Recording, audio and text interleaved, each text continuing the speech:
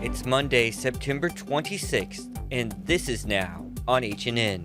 Our position has not changed. Mr. Snowden should return to the United States. New today, Putin grants citizenship to Edward Snowden. You'll recall he disclosed U.S. surveillance while working on Oahu. There's a new EPA report that reveals a long list of violations at the Navy's Red Hill fuel facility.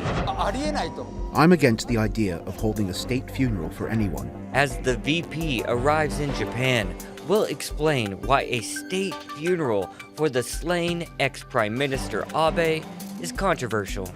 These stories, plus handmade jewelry made by a local artist for the late Betty White, heads to the auction block.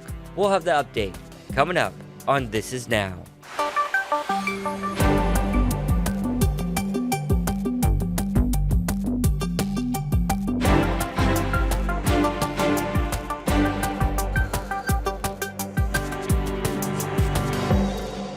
Good afternoon. Thanks for watching. This is Now. I'm Jonathan, and alongside Dylan today in for Ashley, let's get right to today's top story. Yeah, Russian President Vladimir Putin granted citizenship to former U.S. intelligence contractor Edward Snowden. And new at noon, we've got new reaction to this news from the State Department. Does that mean he automatically loses his American citizenship, whether or not he's renounced it? I'm not aware of any change in his American citizenship status. I'm not aware that anything has happened yet when it comes to that. Mr. Snowden is apparently now a Russian citizen, and again, that makes him subject to any Russian decrees that may come down. Edward Snowden has lived in Russia since 2013, but he can now officially call it his home. The former NSA contractor has been granted Russian citizenship. Snowden previously admitted to leaking information about U.S. surveillance programs to the media. My name's Ed Snowden. I'm 29 years old. I work for Booz Allen Hamilton as an infrastructure analyst for NSA in Hawaii. Before fleeing the country, he worked at an office in downtown Honolulu and lived in Kunia. So Snowden is facing up to 30 years in prison in the U.S. for charges related to espionage. Our position has not changed. Mr. Snowden should return to the United States, where he should face justice as any other American citizen would. Perhaps the only thing that has changed is that as a result of his Russian citizenship, apparently now he may well be conscripted to fight in Russia's war in Ukraine.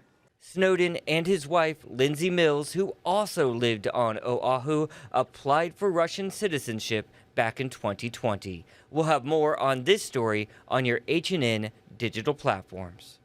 And more international news to get to. Japan is gearing up for a state funeral for former Prime Minister Shinzo Abe.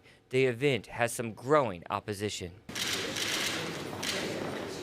Vice President Harris touched down in Japan on Monday. First up is a several-day visit to Tokyo for a memorial service honoring Japan's former Prime Minister Abe. Across Japan, the feeling of shock, sadness, and disbelief continues to be felt nearly 2 months after Abe was gunned down on the street while delivering a campaign speech. In the days that followed, Japan said its final goodbye to its longest-serving prime minister. But as the messages of condolence came pouring in from around the world, current Prime Minister Fumio Kishida made the decision to further honor Abe's diplomatic legacy by holding a state funeral. By conducting this state funeral, we are mourning former Prime Minister Abe and showing our country's determination to resolutely defend democracy and not give in to violence. The Prime Minister defended his decision to lawmakers, but admits his explanation was insufficient. As a result, public opinion against holding the state funeral continues to mount. Recently, one man reportedly told police he was so against the event that he set himself on fire outside the Prime Minister's residence. I'm against the idea of holding a state funeral for anyone. Many people can't even eat right now. Instead of spending billions of yen on his funeral, they can help the lives of many people. It's outrageous that they chose to use it on something like this. Meanwhile, on her trip to the region, Vice President Harris is expected to face more questions and controversy over tensions between Taiwan and China. Joining us now is John Decker, Hawaii News Now's White House correspondent. Aloha, John. With just 6 weeks until the midterms, Republicans are facing a narrow path to reclaiming the Senate majority. What are their greatest challenges? Well, their greatest challenges has to do with what Mitch McConnell, the leader for Republicans in the Senate, has called their greatest challenge, and that's their candidates. Not the strongest candidates as their standard bearers in a few states. Herschel Walker in Georgia, Mehmet Oz, Dr. Oz in Pennsylvania. Those two candidates in particular, they're first-time politicians, and they've made a lot of mistakes along the way. Both of those states are must-holds for Republicans. After all, it's a 50-50 Senate. If Democrats win in Pennsylvania in particular, that is an opportunity to flip that seat and increase their Senate majority. Now tell us, what are some of the best pickup opportunities for Republicans in the Senate? For Republicans, I think there are two. One is Georgia, and it's a very close race there, despite all the challenges that Herschel Walker has had as a first-time candidate. He has led by small percentage points in a number of recent polls, but still within the margin of error. So with that particular race, all about turnout, all about which side can turn out their side more than the other. The other state, which is a pickup opportunity for Republicans, is in Nevada. Senator Catherine Cortez Masto is running for another 6-year term. She is in a very tough race against the former state attorney general for the state of Nevada, and Adam Laxalt is his name. And in that particular race, we see a number of recent polls which show Laxalt ahead of Cortez Masto by a few percentage points. So those are two pickup opportunities for Republicans in the U.S. Senate. Got it. Some very close races to watch. I want to shift gears now to the January 6th committee. They're set to hold what will likely be its final televised hearing this Wednesday. Do we know yet what that hearing will focus on? Definitively no, but we're getting some hints. We're getting some hints that there will be some video shown of a documentary that was put together by some Danish filmmakers, and that documentary concerned Roger Stone, a longtime friend of former President Donald J. Trump, in which he seems to be advocating for, in the filmmakers' words, a coup of the United States. Also, we are likely to see some additional footage concerning things that were said in the lead up to January 6th, the weeks and months leading up to January 6th by other longtime allies of the president, former president. And so I think that is likely the focus, essentially efforts to undermine, if not throw out, the election results of November 2020 by former President Trump's closest friends and allies. And finally, a former staff member of the January 6th committee was on 60 Minutes last night. Now, in addition to the documentary that you just mentioned, what information did he say that the committee has that might not have yet been made public? Well, we're talking about a former Republican congressman. His name is Denver Riggleman. He lost his race for re-election a few years ago, and he actually served as a staffer for a period of time on the January 6th committee. In his interview on 60 Minutes last night, he disclosed of a message that was left for an individual that was involved in the January 6th attack on the Capitol by someone from the White House. In other words, there's record of a call being placed from the White House switchboard on January 6th during the attack on the Capitol to an individual that took part on the Capitol attack, and that is something that we did not know before. He also indicated that there are text messages by the former White House Chief of Staff, Mark Meadows, that really put him and the entire Trump White House in a bad light. Perhaps we'll see some reaction to that during that hearing, which will take place on Wednesday afternoon. Hawaii News Now's White House correspondent John Decker, thank you so much for the insight today, and we'll be checking back in with you later this week.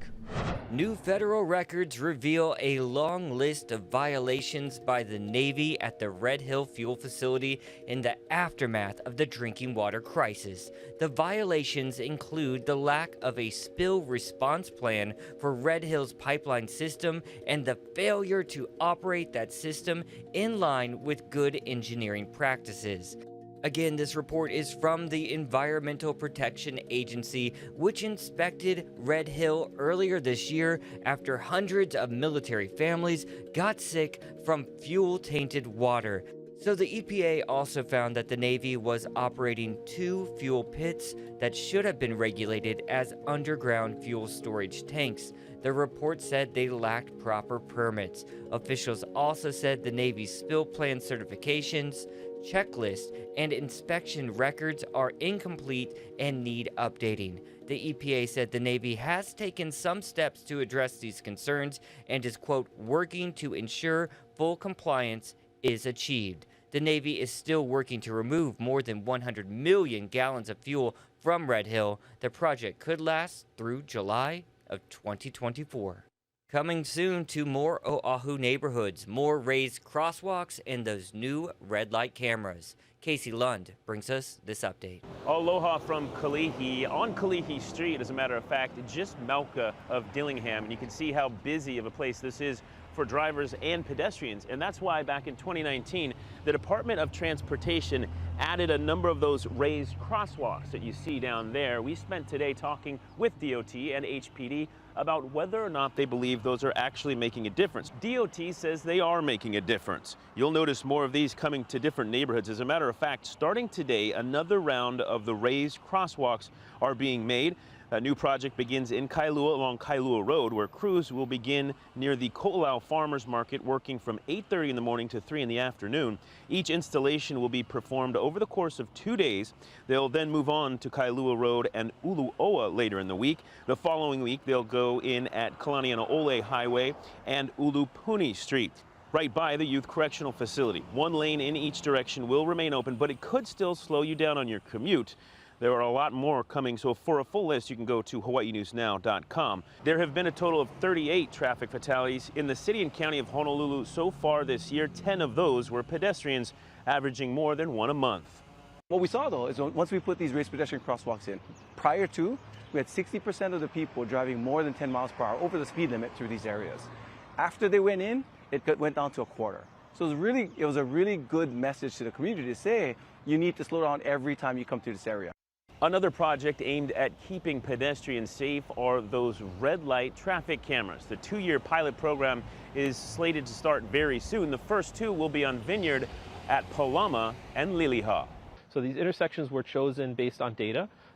We had a pretty comprehensive study of all the intersections on Oahu that had major collisions, and then we looked at those collisions and determined factors as far as which intersections involved the red light running as a potential factor in the collisions, and that's how those locations were chosen within the Honolulu district. We talked to the neighborhood board chair here at the Kalihi Palama neighborhood, who says he actually hasn't heard that many complaints about drivers when it comes to those raised crosswalks. DOT says the only complaints they really hear are that more folks want them in more neighborhoods. For a full list of those raised crosswalks, where they're going, as well as more information on the red light traffic camera program, you can head to hawaiinewsnow.com. I'm Casey Lund in Kalihi. For now, we'll send things back to you. To severe weather now, the Philippines got battered by Typhoon Noru. At least 8 people have died, including a group of rescuers who are trying to save people trapped in floodwaters. Thousands have been evacuated into emergency shelters. Hurricane Ian is expected to get even stronger in the Gulf of Mexico before slamming into Florida sometime midweek. NBC's Chris Ballone has the latest from Tampa. Up and down Florida's Gulf Coast, people are getting ready for Ian. This is a really, really big hurricane at this point. As the storm bears down on the Cayman Islands and Cuba, people in Florida know they only have a few hours left to get the essentials. Gas cans and extension cords and water, and believe it or not, grills. Grills are a big item right now during this, gas grills, and we're also selling a lot of propane. Lines for gas are long. Store shelves in some places already bare as people stock up on water and food. I just got here and it's kind of insane that there's no water here. Ian is projected to reach Category 4 strength as it churns over the warm waters of the Gulf. The track still uncertain. Mandatory evacuations are already underway in low-lying parts of Tampa where people are bracing for devastating storm surge, even if the area avoids a direct hit. If you have that off the west coast of Florida, that's going to cause a huge amount of storm surge. You're going to have flood events. You're going to have a lot of different impacts from that. So we want everybody to be safe. The state has pre-positioned supplies throughout the region to speed up recovery once Ian is passed. More than 2 million meals and more than 1 million gallons of water to be ready to be sent into impacted areas. Many here have been through this before. I don't think we should panic. I don't think, it's part of living here in Florida. No time to panic. There's too much to do before Ian arrives. Chris Pallone, NBC News, Tampa. Thank you, Chris, for that update. And I also wanted to take you live outside. We showed this briefly, but this is from Florida's coastline there, Marco Island, and you can see still pretty clear conditions right now, but we're really expecting changes to come by midweek. So we're going to be following this story all week long here on Hawaii News Now and on your H&N digital platforms. Let's check in, though, on what our weather is shaping up to be like. There's only one person to do that with. Here's Guy Hoggy.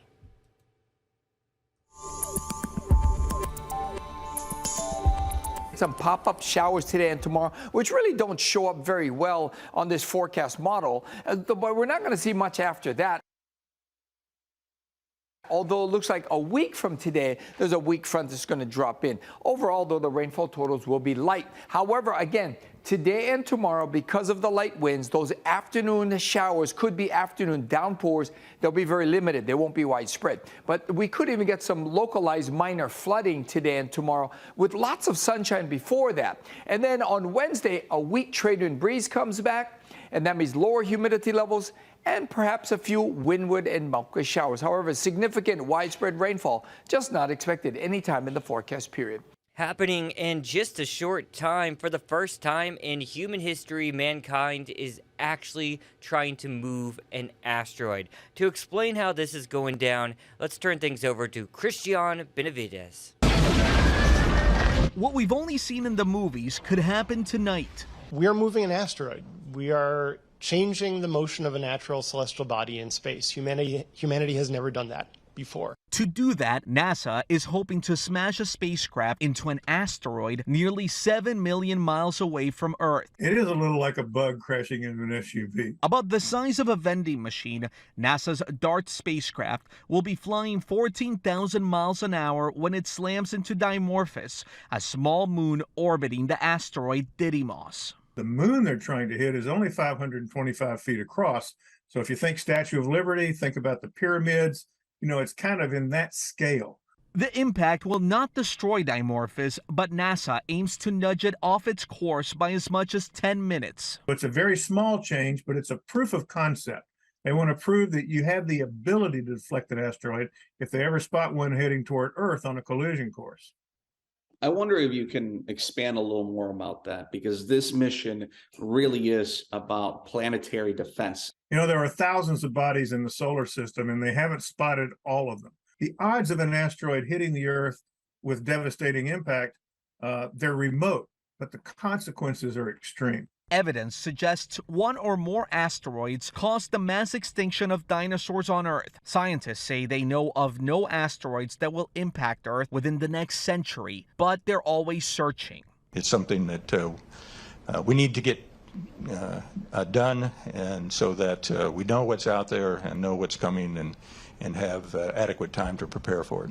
NASA says the DART mission is just the first in a series of experiments that will better prepare mankind to save the world from unknown threats. Christian Benavides, CBS News, Miami. All right, and that mission about to take place under an hour away when NASA is going to conduct that. So stay tuned, H&M. We'll have updates on what happens on later editions of Hawaii News Now. But for now, let's see what else the internet is abuzz about today. And this is a big one.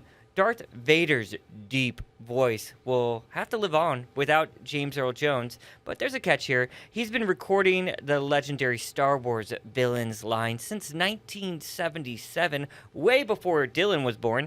But the 91-year-old actor has done not so much voice work since 2019. According to Vanity Fair, Jones took part in an AI, artificial intelligence program that helps recreate his voice for future projects. Disney Plus has already been putting those into use for its new franchises series. They also say that James Earl Jones did sign off on this deal as well, using these AIs to help his voice live forever. Good impression there, Jonathan. Sorry, I was doing my best. Dylan, that was solid. What did you find? Sorry, I have nothing. No, nothing. that's cool. Yeah, that's cool. yeah. But speaking of legends, over the weekend, of course, the estate of Betty White went up for auction. There were over 1,600 lots in this auction. It was organized by Julian's Auction House. And get this, Jonathan, it raked in a whopping $4 million. That is far more than what anyone expected. Wow. The auction house severely underestimated just how much some of these items would go for. Of course, there was memorabilia from her shows, also from her personal life. And that right there is some jewelry made by a local designer, Melissa Chingoya. That sold for over $700. It was a gift to Betty White. Also, one of the big ticket items, an elegant 1950s oil painting, which sold for $43,000. Some other pieces of her jewelry. And of course, seen on the Golden Girls right there, that brought in several thousand. Her wedding band, $25,000. She wore that during her marriage to the love of her life, Alan Ludden. And of course, scripts from the Golden Girls. The signed copies of the pilot and this director's chair here brought in a whopping $76,000. Far more than what anyone expected. Woo. Yeah, and Dylan, you even got in on that auction action, so congratulations. I know you got one of those scripts. Yes, thank you. All right, let's get to some good news now. There's some sales out there to be found. If you're shopping for your holidays a little early, let's turn over to Vicky Wynn with more on that.